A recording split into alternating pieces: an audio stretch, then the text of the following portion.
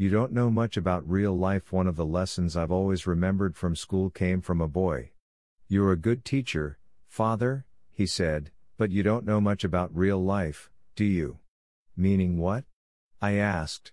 Well, he said, you are a priest, you live in a nice house, you teach at a good school, and you don't have anything to worry about.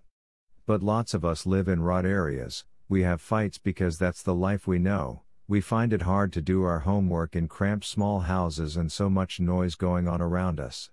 The streets are hard, Father, and that's where lots of us boys have to live. You don't have to know any of that. He was right. A priest's life is comfortable. It may be busy, but he does not have the heartache of being poor, of watching his child ill, of fearing to lose his job, of worrying over bills to be paid. No one is going to try him on for a fight in a pub. There's no kudos in beating up a priest.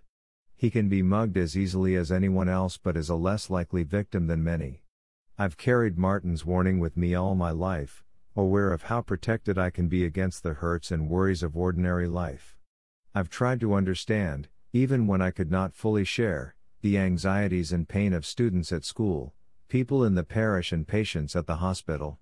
Sometimes I have felt so inadequate, not knowing how I could cope if I were caught up in the sorrows and difficulties I have seen others bear with courage and strength.